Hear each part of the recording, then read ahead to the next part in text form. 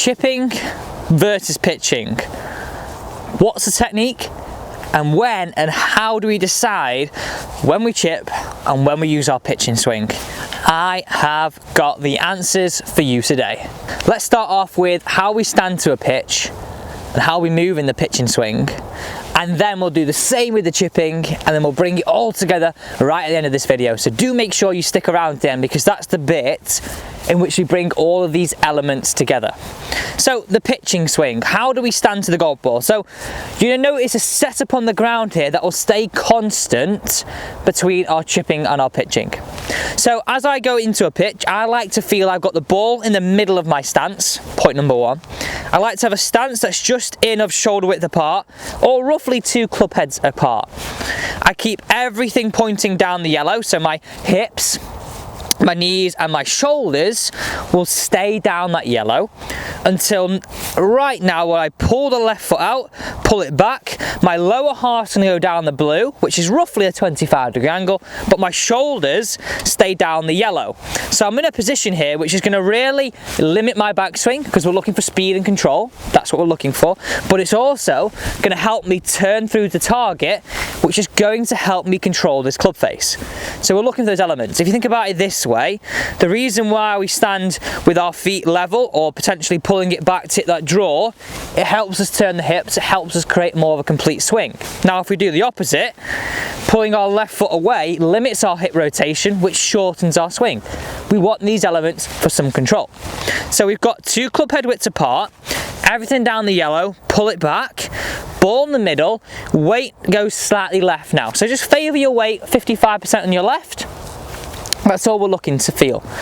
Have those set of scales just feel a little bit more on your glove hand side towards there.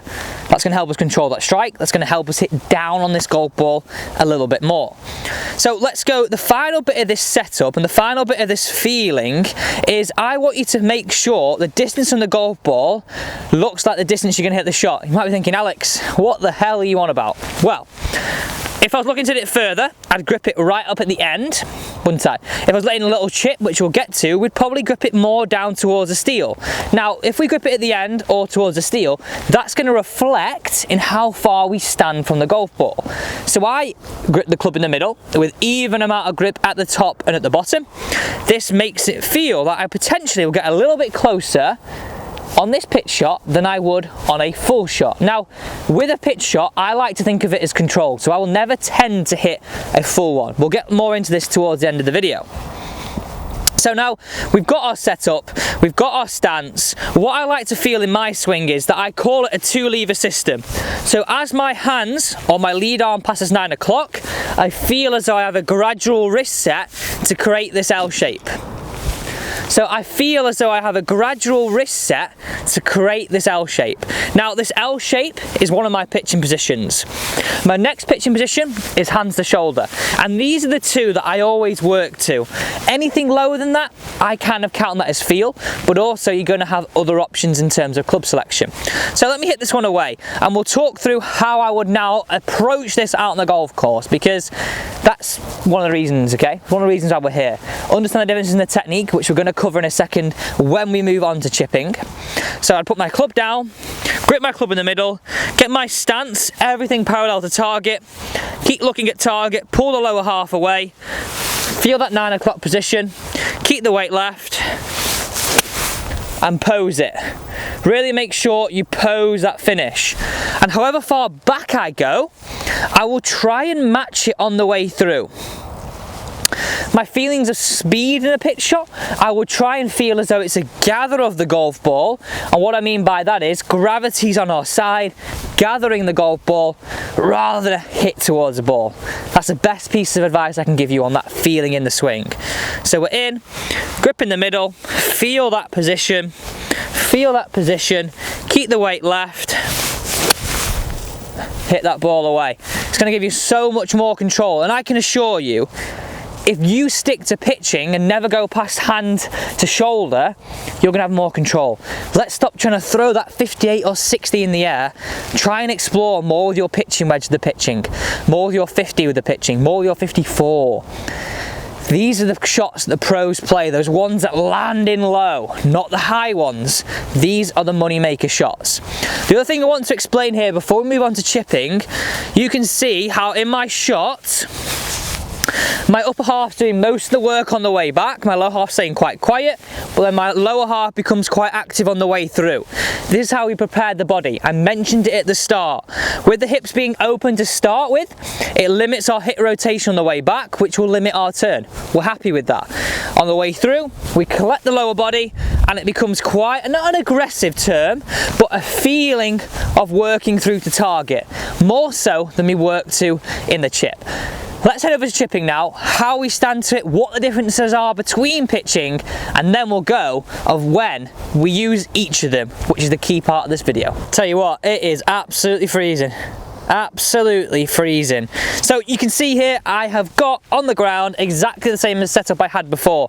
Yellow, which would run parallel to my ball to target line, and the blue roughly set on a 25-degree angle. Let's talk through how we stand to this now, and remember, stick to the end because we're going to talk about what decisions we make and what decisions I make between a pitch and a chip, okay? And I'll give you exactly how you can use this foolproof method as well.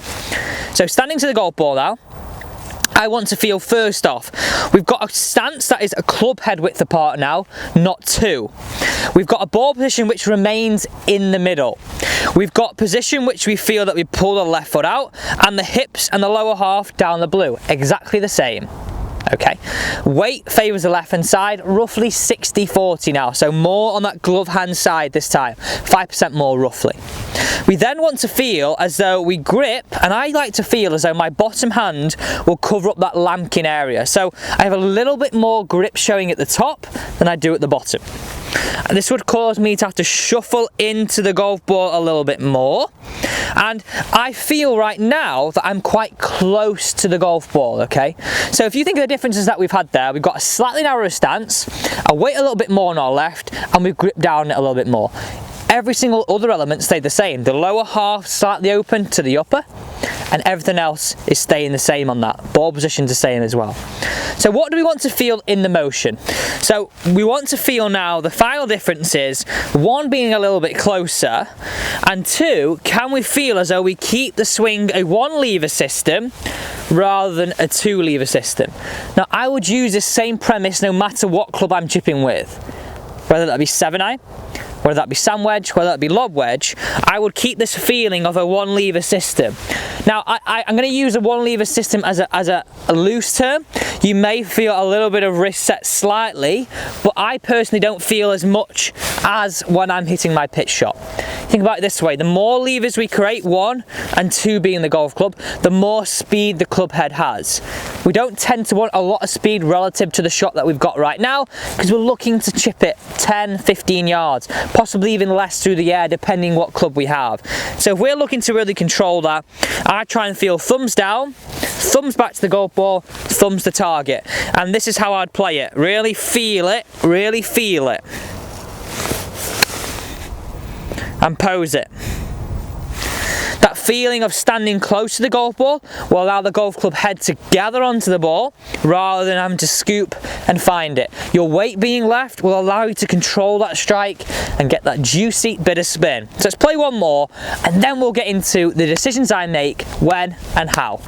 I think it'd be really good just to summarise those differences between chipping and pitching before we move back. Okay, so number one, we're going to be a little bit closer to the golf ball. Number two, our stance is going to be a little bit narrower. And number three, we're going to feel as though we grip a little bit further down the golf club. The final difference is, and this comes in actually the motion of the shot, chipping, thumbs down, pitching, thumbs up. Simple as that. This allows you to control the speed of the club head much more.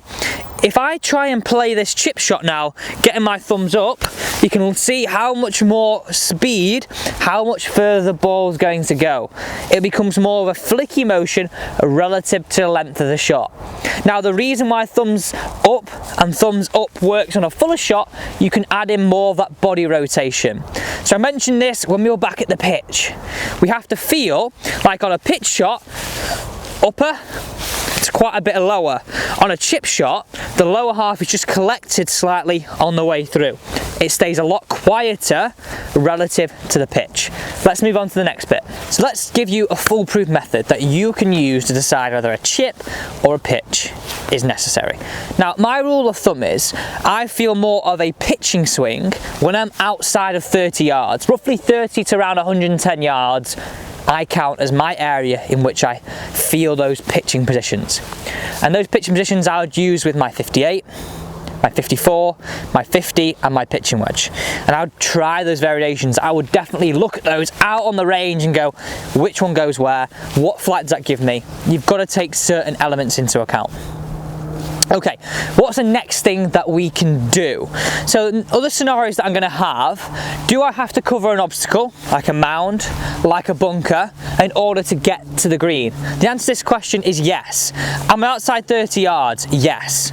Okay, I now know I'm looking for more of that pitching swing. The final thing is, does that ball need to go more in the air than it's on the ground? Yes. Then I'd be looking for more of a pitching swing. So let's hit this one away. So you can see my scenario right now. I'm in here, okay? Now, there are exceptions to this rule. For example, a flop shot or when you're short-sided. These are the exceptions to that rule because that ball would require a little bit more air and require a fuller swing. But if we just take this as a rule in which we can go, right, okay, am I outside 30 yards? Tick. Do I have to cover an obstacle? Tick. Does the ball need to go in the air more than it's on the ground? Tick. I know I'm looking for a pitching setup and I'm looking for that pitching swing. So if we stand into this now, I would really feel that I set up to an imaginary golf ball, feel that swing. I'd always make 2 practice swings, taking the target into account, moving over, and then hitting that ball away. Really feeling it, really posing it, stare it down, give it that intensity. And if we're looking for what contact we should expect on the ground, a little bit of a bruise, a little bit of a brush, which is what we're after. Not a scoop, not no divot at all, but a little bit of a bruise past the ball. Let's move on now to how we decide a chip. And with this, we're going to look at 2 scenarios because I think this can get a little bit misled between when we chip and when we pitch. I would look now for a chip that's anything in between 0 yards from the flag or the fringe, and so I'd look at a chip now is anything that is between just off the fringe, so 2 or 3 yards off the fringe, to 30 yards. And why I say up to 30 yards is because I think we've got some variations in clubs of getting that ball rolling a little bit more or in the air using that same technique.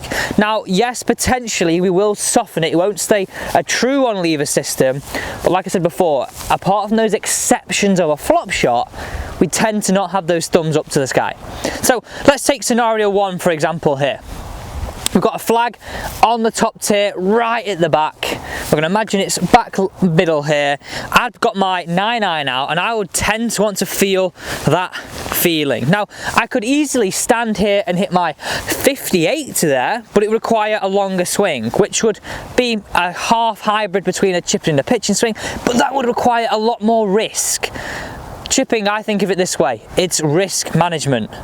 If we can limit the risk, we can limit our mistakes, and we can really lower our scores.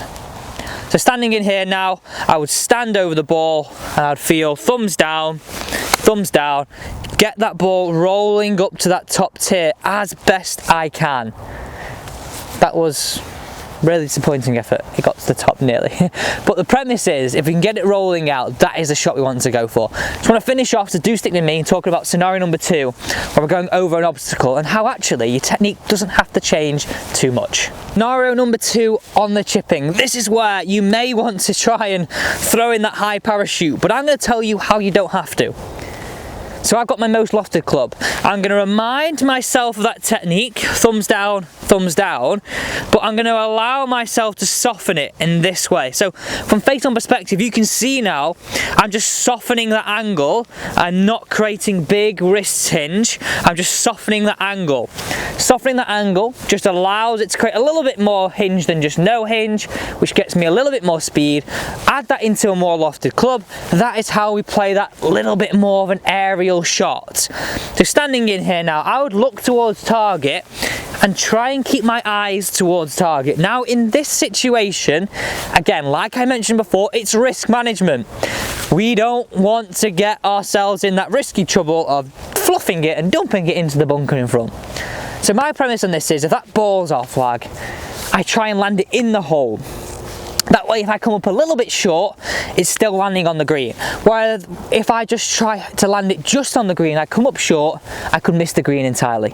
If I always give myself a putt in these scenarios, I'm always going to limit my score to a bogey and not lead it into doubles and triples. We don't like the doubles and triples. No, no, no. No, no, no. Okay, so let's hit this one away. Over the ball. Soften the angle, soften the angle. Look how it lands right level with the flag, and I've got 5-10 feet max there, which is going to give me a great chance of lowering my scores. So you've got the information. To summarise the whole video here, you now know the difference between chipping and pitching, the technique and the setup. They're pretty similar. You now know when to use your chipping and your pitching. You've got your pitching positions, 9 o'clock, hands to shoulder, really, really simple. Then there's 2 variations of a chip. Truly thumbs down and softened thumbs down is the way for you to go.